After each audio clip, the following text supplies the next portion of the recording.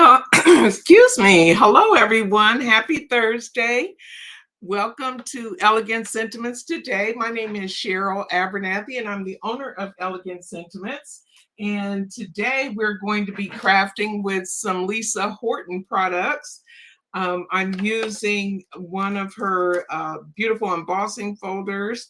This one is called Buttercup Bloom. It's a 6x6 embossing folder, and her embossing folders are all 3D and they are really, really lovely. I'm also using the Pretty Leaves 3D embossing folder. And then we'll do some coloring with the layering stencils that coordinate with these embossing folders. And the colors that we're using are Golden Sage and Antique Pink. These are Lisa Horton Crafts matte blending inks, the Cloud 9. So those are the products.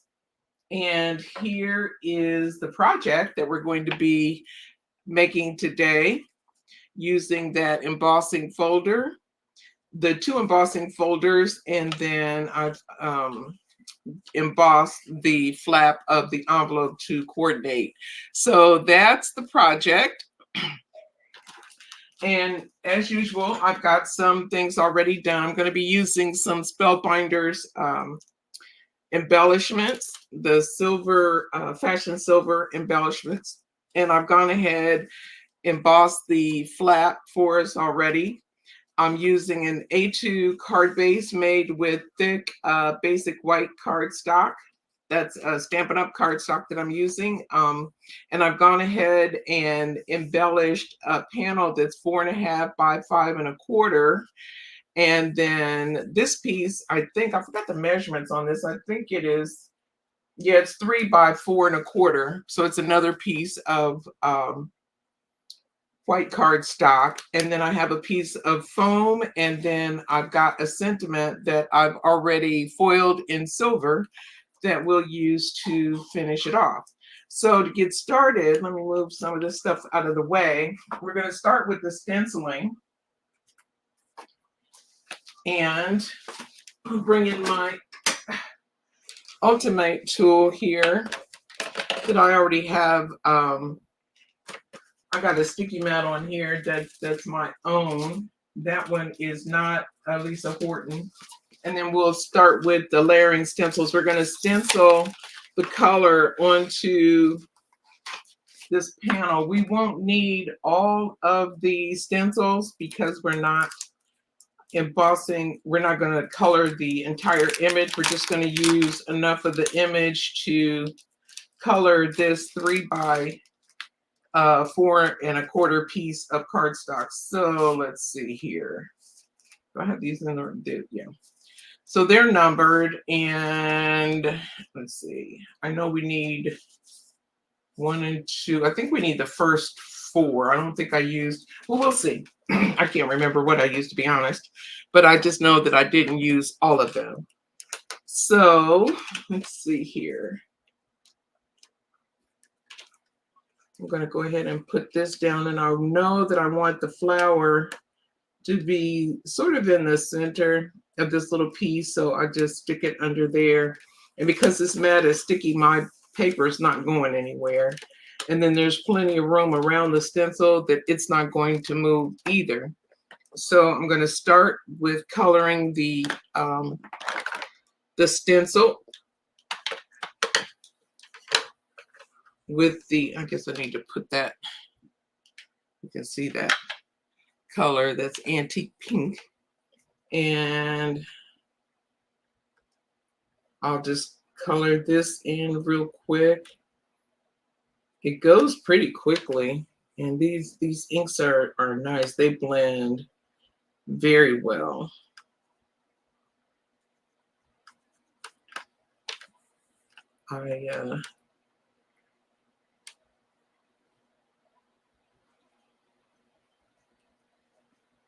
Okay, let's see. So I like to have a bit of a darker edge around the flower, the tips. Sometimes I like the center to be darker, but for this one, I like the exterior of the petals to be a little bit darker.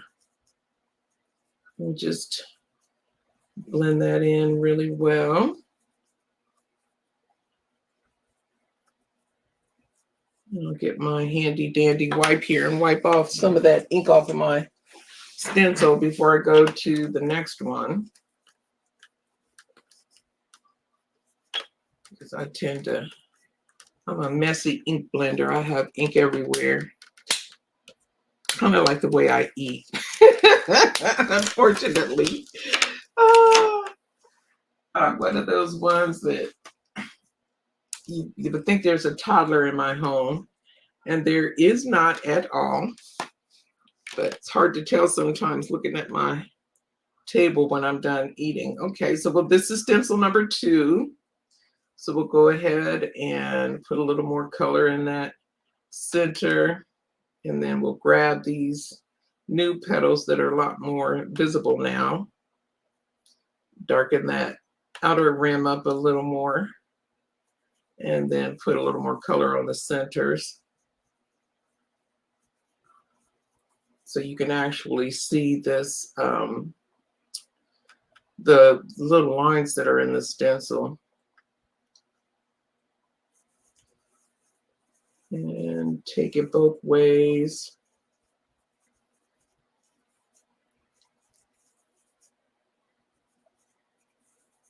Okay, get a little bit more color right in there. Okay. And we're done with that stencil. Goes pretty quick, which is nice. I like stenciling because it's almost like coloring. It's really relaxing to me. So that's what it looks like so far. Now we're going to add stencil number 3, which will give us some of the foliage around the flower. And we'll switch our color from the pink to garden sage. And let me get there's my sage brush. I had it somewhere. Okay. And the thing I like about this particular design, you can use this design with any floral stencil that you have. So if you're a Stampin' Up person, you've got floral stencils, you can, in an embossing folder that kind of mimics the pattern in your floral, you can create the same. I'm not going to do this because I'm going to leave, there's a little leaf that I'm not even sure is actually going to show up on this one. You can see it in the demo one that I did. And basically what I'm doing here is I'm putting darker color right around the base of the leaves and then feathering that color out towards the end of the petals. And I started with the center ones first, and then just working my way around the stencil, adding color as I go.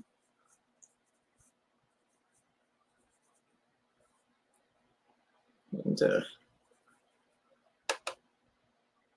oops, didn't want to put that there, but it doesn't really matter because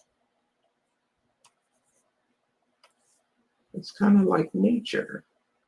No two leaves are the same, just like us, which is a good thing, I think. I hope you're having a good week. Here in Ohio, spring can't decide if it wants to come and stay or not, because she's shown up a couple days and then she left us. And it'd be nice for her to come back. We're supposed to have freezing weather again tonight. A frost warning is in effect. Fortunately, my tulips are all gone, so I don't have to worry about them anymore. So I won't have my tulips for another year, but that's okay. And I think I want to do a little bit on the tips there. Get a little dark on that tip. And maybe a little bit there. And get this little guy and carry that on out to the edge. And I think we got all that we need to get with this stencil. I'll wipe away some of this ink before it ends up on my hands.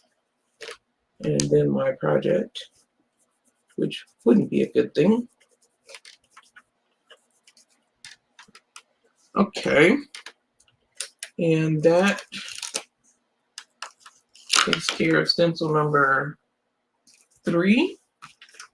And for stencil number 4, we'll go back in with the antique pink just to get those flower centers. Want to darken those up a little bit.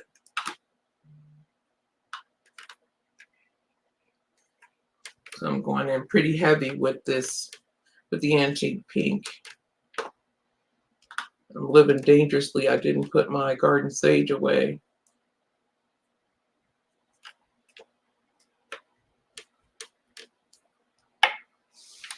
Okay.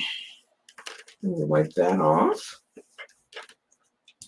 and put these away. Okay, let's see. So that looks pretty nice, I think. And let me take a look at, I don't think I did anything with this one. No, because I kind of liked the way my leaves were looking. That way I didn't want the stemmy look to them, but I think I did use stencil number 6 to add just a teeny bit more shading. And I just used the ink that was left on my brush to add a little bit more. Well, I might need to pick up a little bit because there's nothing left on that brush. Okay, yeah, pick up just a little bit and just darken and highlight these little areas on the stencil. It's only 2 or 3 of them there. So maybe get that piece a little. And I think that's all that we need.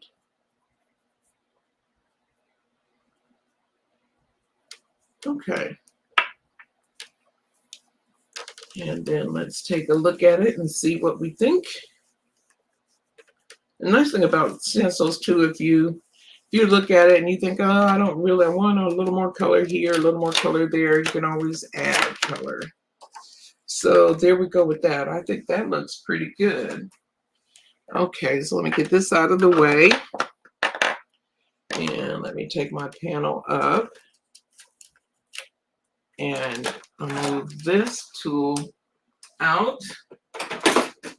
And then we can go ahead and emboss this panel. This is the, I can take that off now because I finally figured out, it took me a while to figure out her embossing folders. A lot of companies have their name on their folders.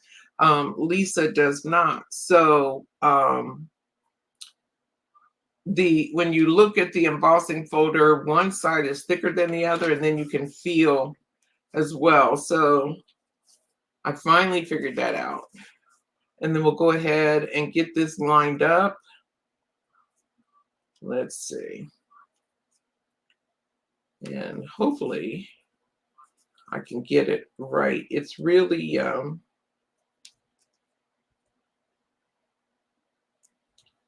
it's easy for this thing to move out of place.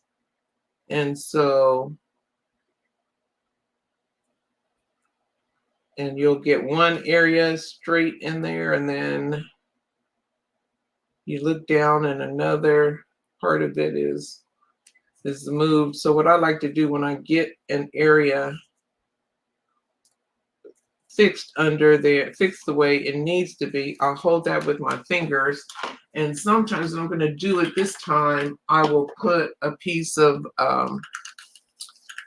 tape, low-tack tape on the back just to keep it from moving once I've run it through my embossing machine. Now I have to get it centered back again because that little bit of movement moved it out of alignment. Okay. I think that looks fairly decent. Okay, so we'll go ahead. I'll be off camera for just a second. I'm going to run this through my embossing machine here and hope that I did it right. We shall see.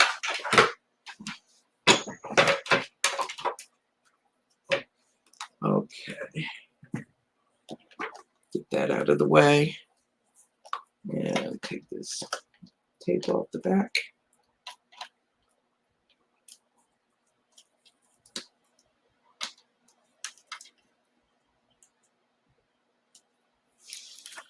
Okay. So we can move that out, and then there is our embossed panel. I don't know if you can actually see that texture, but it's raised and it's really pretty. Okay, so that part is done, and then we need to do our background. And all I did for the background was take my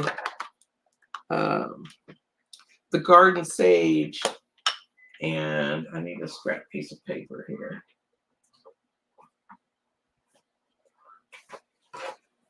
Oh, I just dropped it. Well, let's get another piece. And I tapped off my brush. I put some ink on, tapped off my brush, and then I just kind of went around and just hit those high spots on the leaves just to give them a little bit of color, because I didn't want it dark. I did one with dark color, and I didn't like it that much, so I went back and did it again and made it lighter, and I just think it kept the look soft, which is what I wanted for this card. So it's really easy to do. Love that. Easy is my thing. Easy and elegant. That's what I like. And just a little bit all around. I'm glad this is a little piece, so it doesn't take a lot of time to do. And I would err on the side of less ink on your brush, on your stencil brush. You can always go back and add more, but once it's on there, you're not likely to be getting it off. I don't worry a whole lot about the center because that's covered up by the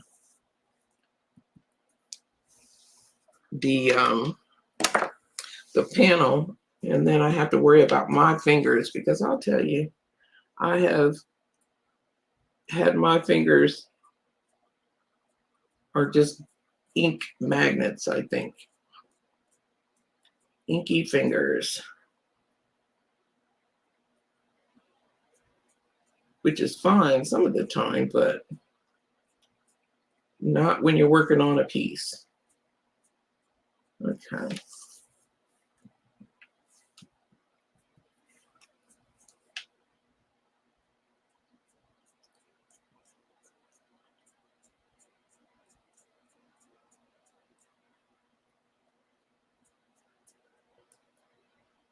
Make sure nothing's on my fingernail. And just keep going around until you get just a little bit of color on all the leaves that are showing. There's one over here, one here, and I think, oh goodness, what did I do? Well, We had to mess it up, didn't we? Well, we're going to go with it. I don't know that I can brush that out. I can't. Well, okay. So I don't know how I did that, but I did. So then all we'll need to do is take our foam piece and put it on the back, and I cut it so that it's slightly smaller than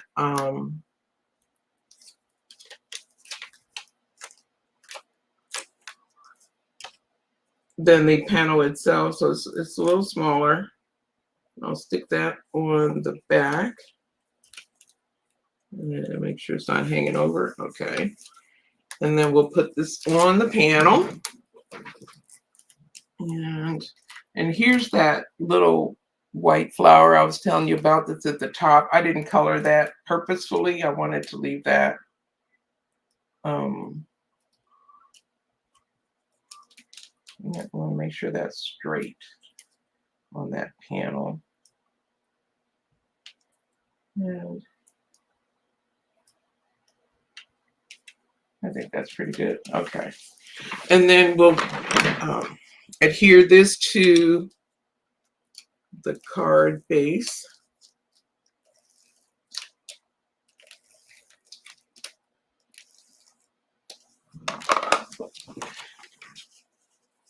I just want to make sure that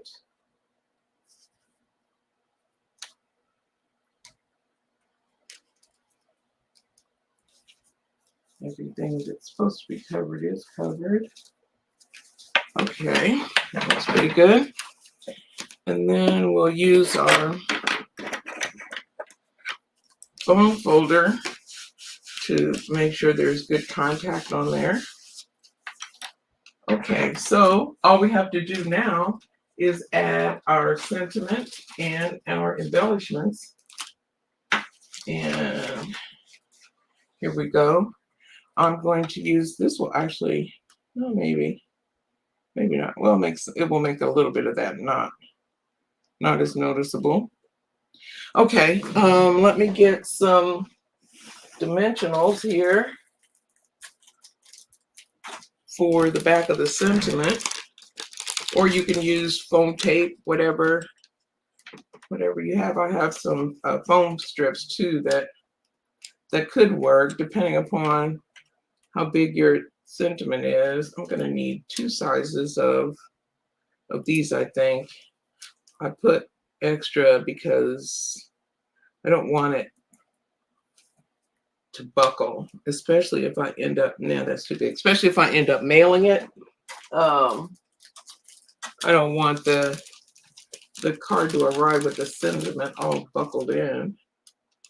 So I put a few extra dimensionals on there just for added insurance.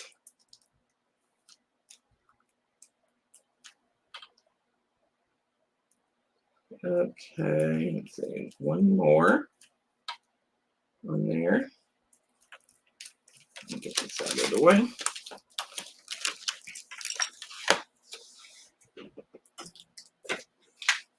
Okay, and get these off, which sometimes is the hardest part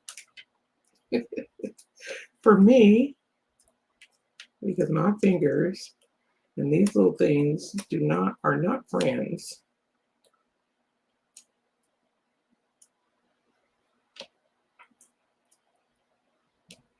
I probably could have used one more. I'm going to get one more for this little spot right here.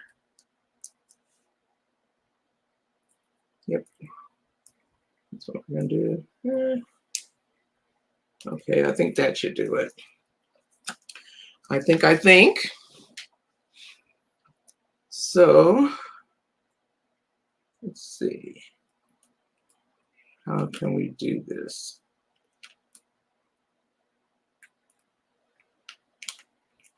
Oh.